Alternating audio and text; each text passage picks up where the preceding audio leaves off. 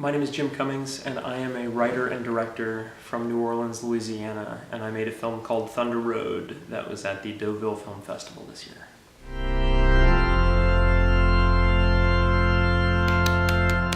Honey, I'm really not going to be good at this kind of stuff. Yeah. You want me to leave the light on in the hallway for you? It's fine. All right, I'm going to bed, honey. Good night, I love you.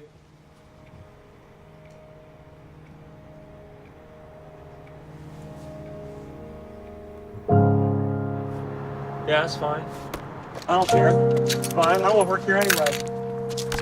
You want me to talk?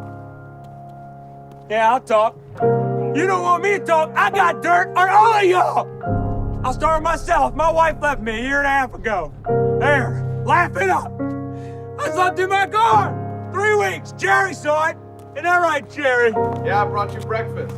Thank you so much for doing that, Jerry. That meant a lot back then. You're drunk. I'm not drunk, I'm angry, I realize that. I'll calm down. I lost my daughter today! For what? So I could impress you, I gave up my family! And the rest of it. What, you want my pants too? Fine. You can keep them, I don't care. You can't hurt me. You think you're hurting me? I found out she lost her boyfriend in Vietnam! I never asked her about it! What? I never made the time. I was selfish.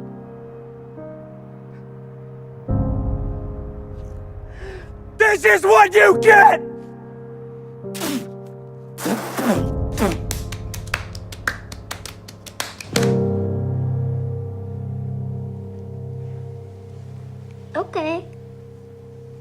Okay.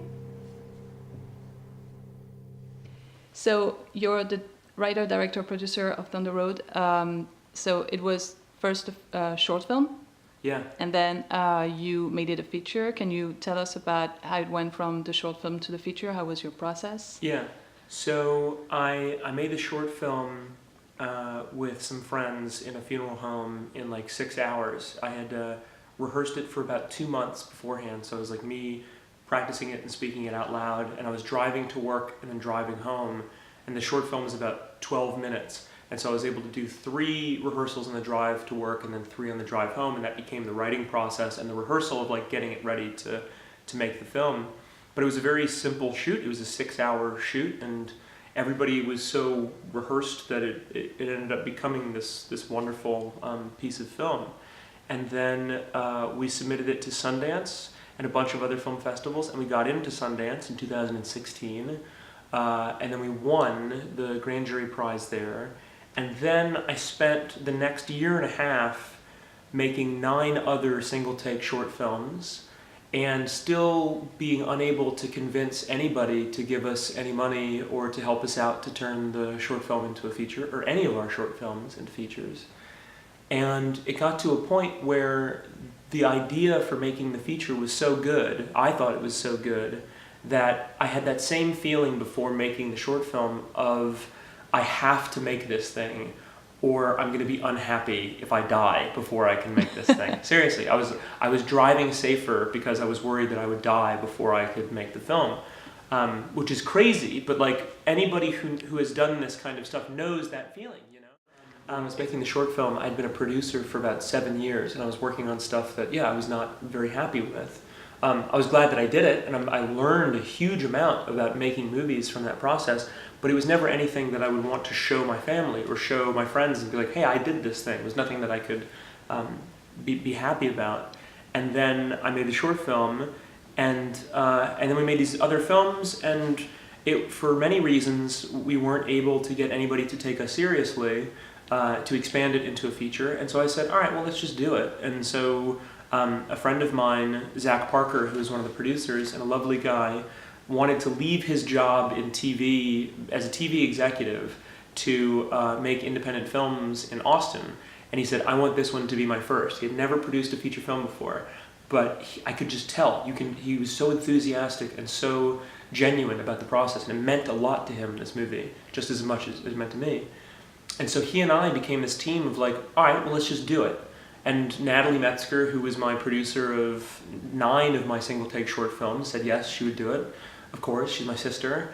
And we ended up just making the thing on our own. We raised $36,000 from Kickstarter. We were only asking for $10,000. And the internet came in to say, yes, we want to see this movie, we want to help out. And then after the Kickstarter was run, after you couldn't donate anymore or buy one of our rewards, the Kickstarter, we had financiers from around the world reach out through the internet being like, hey, I saw you're making that movie. Are you selling percentages of the movie? And so we were able to sell off percentages of our company, of the film, to different people for returns. So like they own any income that comes in from the film now, and that's how we were able to finance the movie. And then we shot it in 14 days in Austin, Texas, at Zack's family's friends' houses and Airbnbs and stuff like that. And it was really a family and friends kind of filmmaking process. And now I tell everybody that anybody can do it. Like the biggest fear is just starting. And I feel like I was so timid for so long to do anything. And I saw some people succeeding. I saw the film Columbus did well on independent distribution. And I saw Krisha, a film at South by Southwest that was shot in a backyard with a family.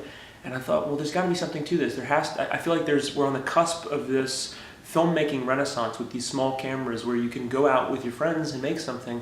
And if you focus on the right stuff, you can compete at the level of any of these other filmmaking companies. So we took a big bet and we thought, okay, cool, this might be something to do. And we did, and we are. And I'm so happy. And yeah, my job nowadays is to tell everybody to do this themselves and not wait around for a Hollywood to take them seriously, because it won't happen. So you told me about that you were from Louisiana. Yeah. Can you tell me about your background a little bit before Thunder Road? Why did you come to filmmaking? Nothing personal, but very about how you get there. Yeah, sure. So I grew up in New Orleans, Louisiana. I was born in 1986. And I grew up in a small suburb of New Orleans called Metairie. And I would ride my bike and my scooter to Blockbuster, the video rental store, all the time. And I was friends with the guy behind the counter, and I would just watch movies in the Criterion Collection. I just got this education from a very young age of world cinema because of this one rental store.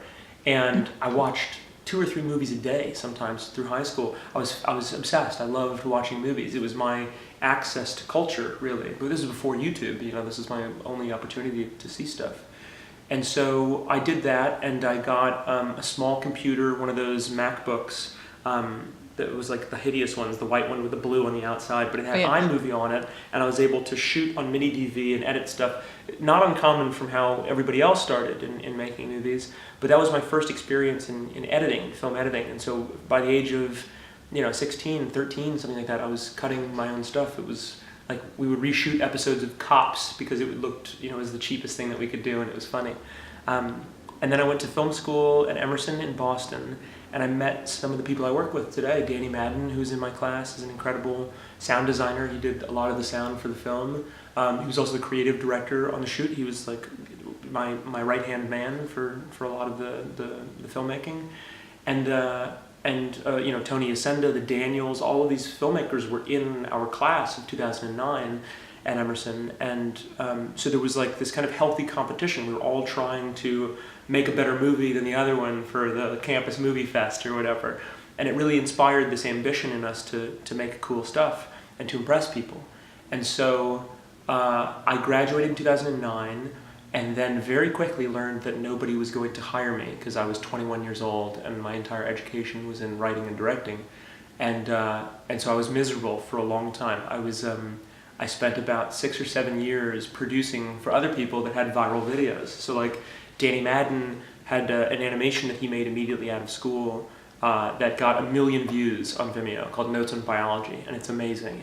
And I watched it, and he was a buddy at the time, and I was like, I could just produce his next animation and run the Kickstarter campaign and learn about LLCs and business, and that could be my kind of business school. And I was working as a teacher at the Academy of Art in San Francisco, and I was doing odd jobs as an editor or a cinematographer. But I was on a terrible grind for a long time of trying to make any money at all, and it was very difficult to do that. I feel very bad for these kids who go through a film school education and graduate off of a cliff, but that's what happened to us in the digital revolution. And so I struggled for a long time, and then we were making small stuff that was getting into film festivals. Like one of our shorts got into South by Southwest, and so I was able to go to South by Southwest and then see short films that played there. And that was my first real introduction to what people thought was good. Like I had seen stuff on Vimeo and on Facebook and on YouTube, and I was like, oh, people are making like art films, and I always assumed that you should just make movies that were your vision, your personal ideas, and never watch anything of other people's. And I was like, it was a great education for me to go to these film festivals to see what people who watched everything thought was good. And I saw those, and I watched, some short films, and probably like 8 out of the 10, maybe 9 out of the 10 were incredible. And then one of them, I was like, I could do something better than that. And then that became ambition for me to be like, okay, cool. Like that was something to strive for, to be like, I could get something into one of these film festivals, or maybe like get staff picked on Vimeo, because I've seen friends of mine do that, who knows. And that was the dream. And then I was thinking about Thunder Road, and I had the idea for the short film, and instead of just seeing the failures of these other people that I had worked with of not connecting to an audience, I tried to make the short film as interesting as it could possibly be at every minute. And that was my revolutionary act. That was me being like, if I put in all of the effort into this thing, into the performance and into the visual storytelling, and keep it quick, and in short filmmaking they say show up late and leave early. Like start in the middle of the story and then get out as quickly as possible. If I can focus on the right things and make something that would impress my heroes like Alfonso Cuarón or Andrei Tarkovsky, or Andrea Arnold, like I really feel like I could make something that would stand out, and that was the Thunder Road short film, and now it's like lauded as one of the best of all time or whatever. And congratulations for your prize at the Ville Festival. You had a grand prize. Yeah, it's crazy. Okay, so in French we say félicitations. Yeah, congratulations. Congratulations. That's great. Thank you so much. Yeah, it's crazy, and it was terribly unexpected. And what's difficult about really big film festivals like Deauville and Sundance and South by Southwest is that there are so many people that go to these, it's very difficult to get tickets to see anything. Yeah. And so in the awards ceremony, I had only seen 2 of the other films that were in competition with us, so I assumed that there was something better than ours, or that the jurors would find something else better. And it was really shocking to be there. And then they announced, the way that they said it, they were like, this film is a film by a writer, director, and actor. And just immediately we knew, like, that my whole team was behind me, like, shouting and screaming. So it was really crazy to be at that awards ceremony and to see a stage full of incredibly talented people who were the jurors, like, from all walks of life.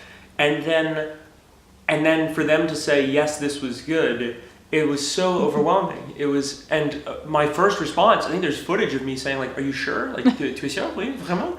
And it was very, and they laughed, but I was genuinely shocked. And then the other thing is, like, Paname, our French distributors, are so small. It's really run by, like, 3 women, and then we have a small PR company, Bossa Nova, but it really is this team that feels like a family. It's like 5 people, and for us to be competing at this big level was so fulfilling for me to be able to do that for them, of like, if you focus on the right stuff, if you care about good movies, and if you care about audiences, you can be successful. And it worked out. Like I feel like I've seen so many movies succeed in the past that are mediocre, and I'm very glad that the French have loved the film and supported the film as much as they have. It's an honor. You talked about your background and how you started in I would say in the film industry as being an editor. I saw that you were a sound designer. You worked on sound as well. Did you learn from this experience, and do you think it helps you today as a writer, director, actor, and now producer as well? Does it help you? Do you think it's important to know what others do in their department on set? Or? Absolutely. In fact, the only reason that I'm any good, or the only reason that I've been able to make movies, is because I've worked every position on a film set. David Fincher says that. David Fincher started out among doing other things, but he was an assistant matte painter at Industrial Light and Magic, and he was doing like backgrounds for 1980s and 90s movies. And then you picked my favorite director. Yeah, he's my favorite too. Oh. He's also a buddy. He's a really great guy.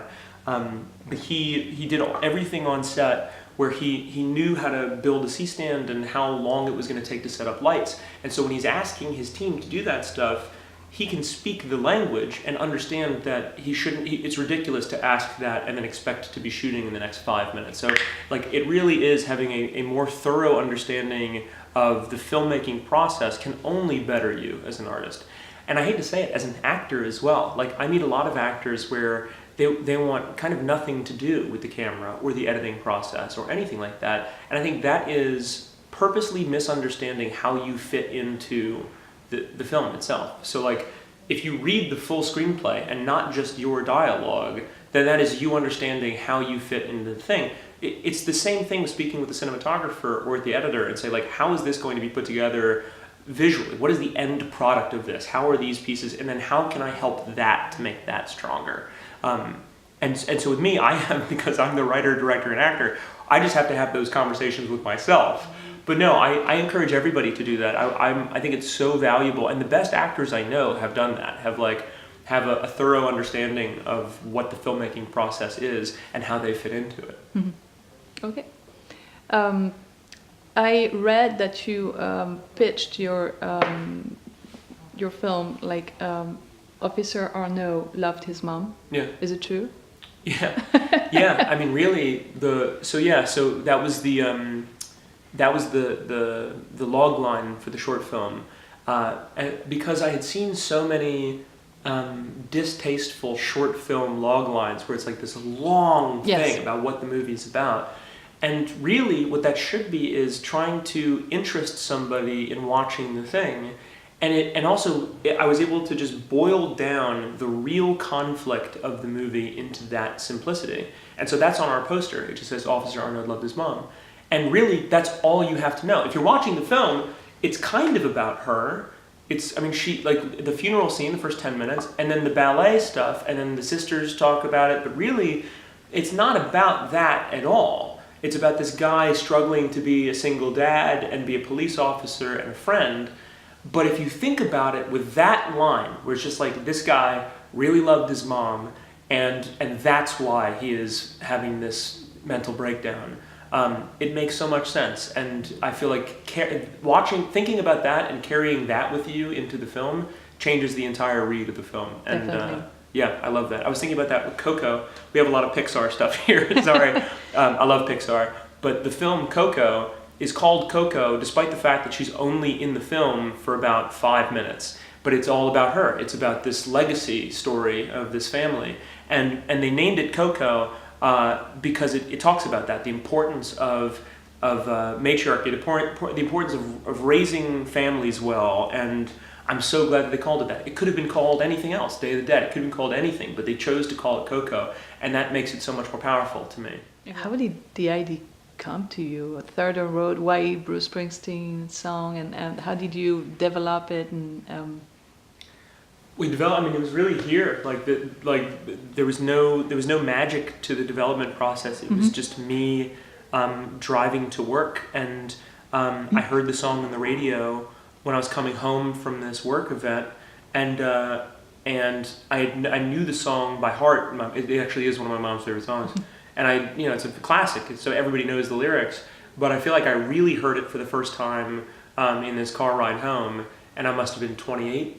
I was early 28, something like that.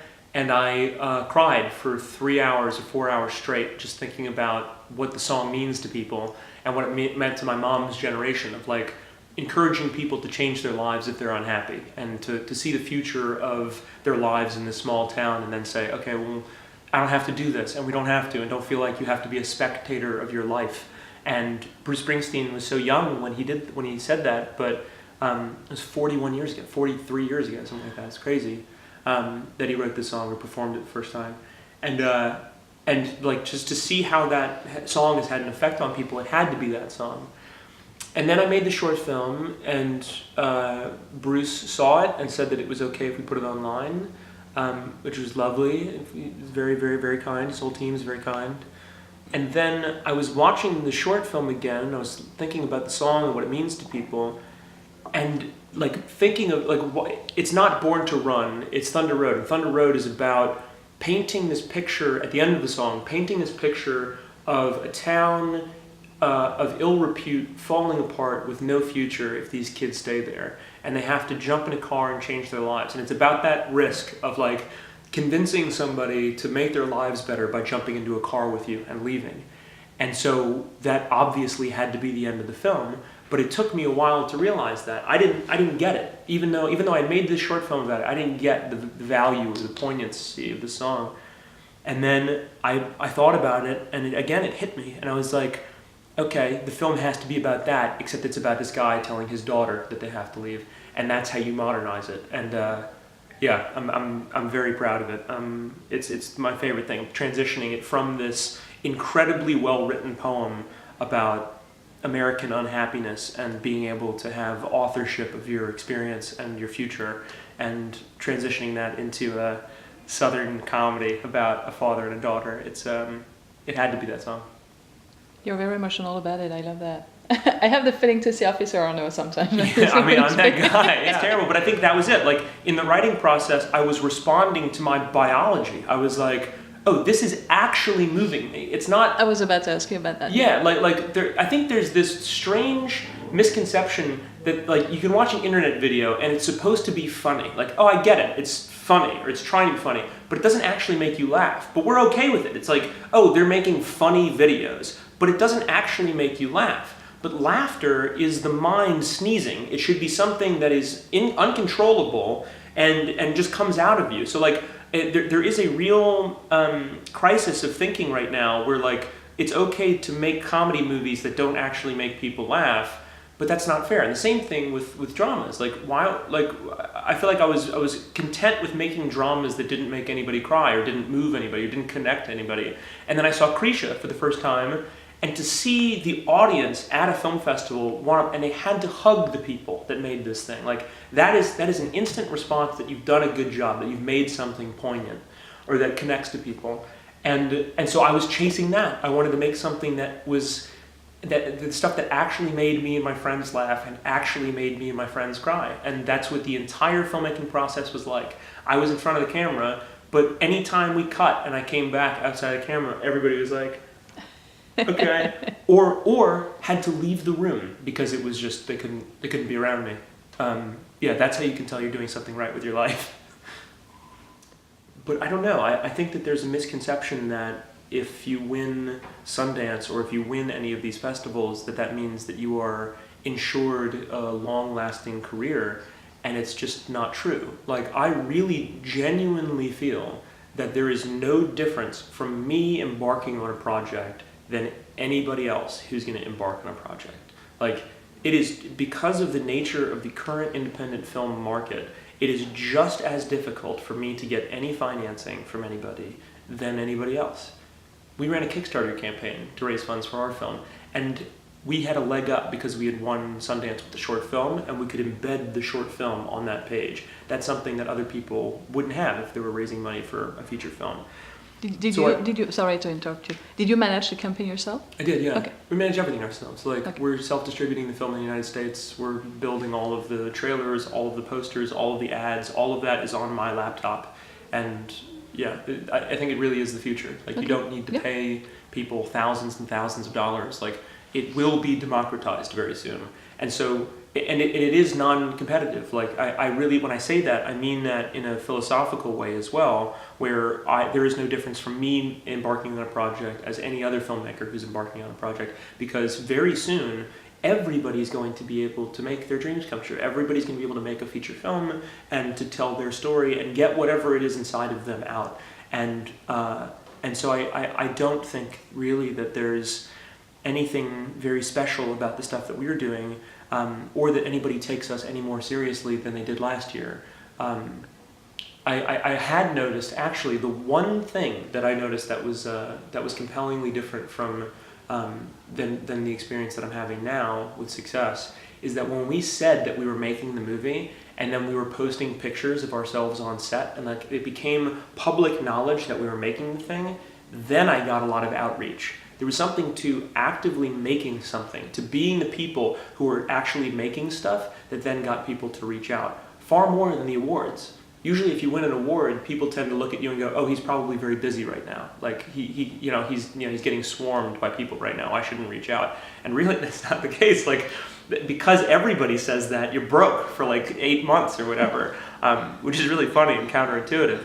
But the one thing that actually got me any notoriety or anybody reaching out to possibly send us other projects is by doing something, by actually being on set and making stuff. That was the thing. So yeah, I encourage everybody to take the risk and jump out of the airplane and go make their movie for that reason as well. So his question, his name is Paul, Hi, Paul. and his question is, how did you handle switching between the demands of your character and director hats on the set? So you started to talk a little bit about it, but could you tell us a little bit more? So Paul, so I just rehearsed it 1,000 times. I'm not a trained actor. I've never taken an acting class, but I rehearsed 1,000 times. Like, write the script, perform it all in the writing process. So like, by the time I show up on set, I know absolutely everything of how it comes out, every little beat, every move, because we're doing these long takes. It has to be identical. So yeah, because I'm not an actor, I have no other way of becoming emotional. Like thinking of certain things. I have a note in my phone of different things that make me cry that will take me months to build. So I'll like think about something and I'm like, I am deeply moved by that. Like driving and crying, and I'm like, I'm just gonna save that for later. And so when we were shooting the feature, I had this list of stuff of like Princess Diana or Remy Belvaux or like, Inside Out or any of these things, and I would just like look at this thing and then just cry on camera. So like it's not personal things, or there are some things, like really the Thunder Road short film does it for me, obviously. Like I'm in the scene, I'm talking, like my sister is dyslexic and my mom did record her textbooks and then send them tapes to her so that she could read, and that is such a beautiful and profound example of parenting, and that really moved me, of like being an adult now and to see what a parent goes through to make sure that their child is equipped for the world is just so deeply moving to me. I don't know why. I think that's probably, a human thing. Like I think it connects to everybody. But no, I have a long list of things that move me, and I use that anytime we're about to go up for a take where I have to cry. And I'll sit in the car and quiet, and I'll listen to Bob Dylan or Bruce Springsteen, and then go through this list, and then go, okay, let's go for action, and then we'll start shooting. Okay, great. Thank you for the question, Paul. What would be your advice to inspiring filmmakers? So make films, don't be afraid, don't be shy. Yeah, make movies, and like however you can. I think I think that's the biggest problem. So I realize that I'm privileged. I realize that I had the experience of 6 years of making movies on sets, and I had a film school education that I didn't pay for, and there are plenty of reasons to not make movies. If you are living in the middle of nowhere, you can say, oh, but nobody's gonna help me, or anything like that. Like, there are Facebook groups specific for needing a producer or a cinematographer, and all you have to do is post into those. Like, really, I'm very privileged in that I had that education of little tricks to be able to find a way to make movies on your own, and to just start doing it. But because there are so many reasons inside of the human brain to say, it's not gonna be good enough, or I'm not good enough, or I am inadequate, or I could never do something that good, that crippled me and everybody I know who is successful for years, and it prevented us from actually taking a risk and picking a Saturday and turning our friends into a film crew, because we thought that it would be silly or that people might judge us rather than just going out and doing it. So yeah, that's my answer, go out and do it.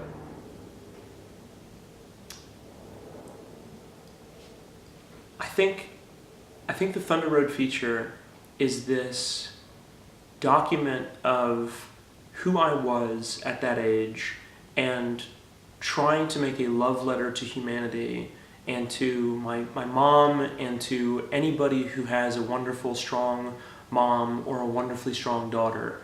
And I'd say go and see it, because it might be the best thing I ever do on this planet, and I'm very glad that it's preserved in 90 minutes.